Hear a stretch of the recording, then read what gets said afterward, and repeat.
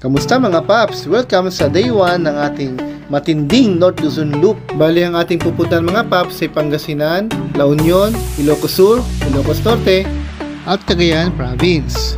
Then back to Manila to complete the loop. Mga paps, ang destination natin ay ang Patar Beach na matatagpuan sa Bulinaw, Pangasinan. Mga paps, 5 AM nang umalis kami na Manila. Bali ang aming magiging ruta ay Inlex, EasyTex at Tiplex.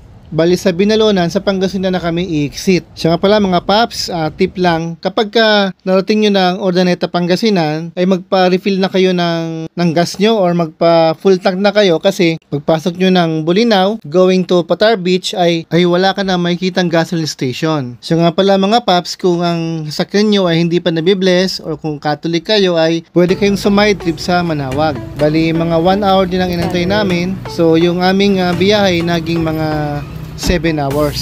So pagdating namin ng Patar ay naghanap agad kami ng resort na pwedeng mag-car camping. Yun lang mga paps, wala kami makita. At nang malapit na kaming sumuko sa paghahanap at mag-check-in na lang, ay nadaanan naman namin tong isang place na to na akala namin ay hindi siya resort. Para kasing private lang. Wala kasing nakalagay na pangalan sa harapan man lang, kundi bakod na nakawayan. Yan pala mga paps ay pwede pala rito mag-car camping. So swerte. Nakatipid kami ng malaki sa room kasi binayaran namin yung cottage lang tapos yung entrance ang mura-mura. Ang name ng resort na to mga paps ay Riders Camp at napakaswerte namin nung gabi na yon kasi kami lang occupant ng resort at napakabait ng mag-asawang caretaker. Shout out nga po pala kay Mama at Sir ng Riders Camp sa magandang accommodation na binigay niyo po sa amin. So after maibaba yung aming mga daladalahan ay nag-pitch na ng tent aking Commander-in-Chief para mamayang konti ay pahinga na. Tulog na dahil madami pang pupuntahan bukas. Kinabukasan ay maaga kong gumising para magluto. As usual, ang aking paboritong lutuin sa camping. Ang favorite breakfast ng mga bata, sinangag. Anong tawag dito ma'am? Binungay po. Binungay. Opo. Ito mga paps pagka punta nyo dito, di kayo maubuto. Meron kayong delicacy ng Bulinaw.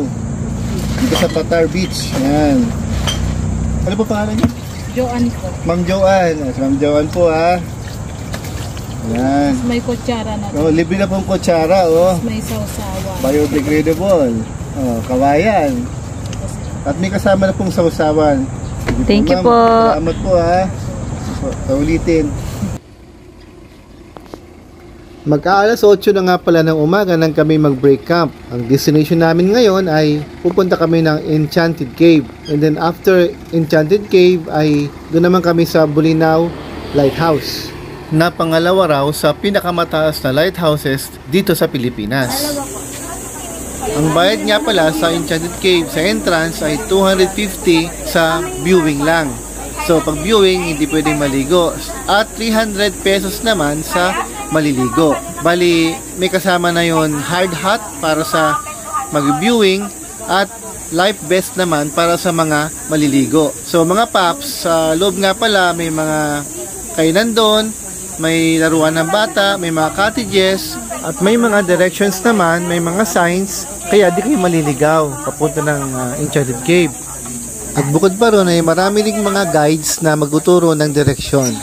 Yun lang mga paps ay medyo hindi pa pwede dun sa mga medyo mahina ang katawan katulad kay lolo at lolo at may mga nirarayuma kasi may aakitin kayong hagdanan taas baba na akyatin, so baka hingalin o kaya baka madulas, so sa mga bata na lang siguro na babagay. Flower.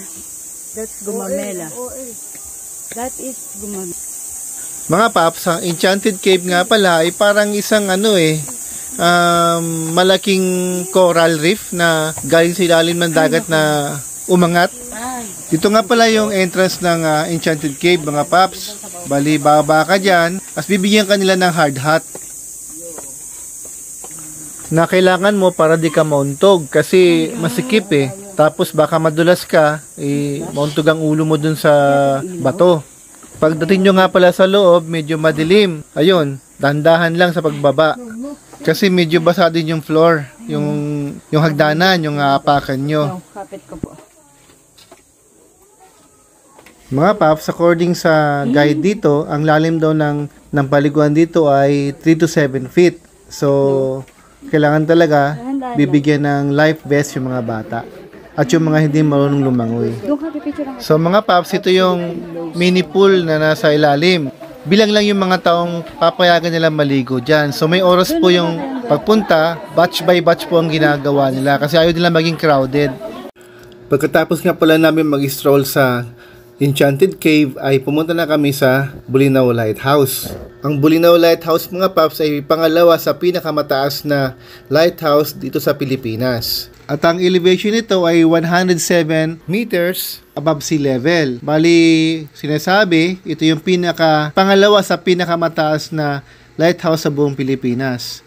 Mga paps, pag bumisita nga pala kayo dito sa lighthouse ay meron kayong babayarang environmental fee / entrance fee. Bali, 40 pesos yon. Din ang mga batang 11 years old and below ay wala ng bayad. Maraming salamat po sa inyong panunood at huwag pong kalimutan mag-subscribe for more videos. Kita-kita po tayo sa La Union sa aming episode 2 ng aming North Luzon Loop.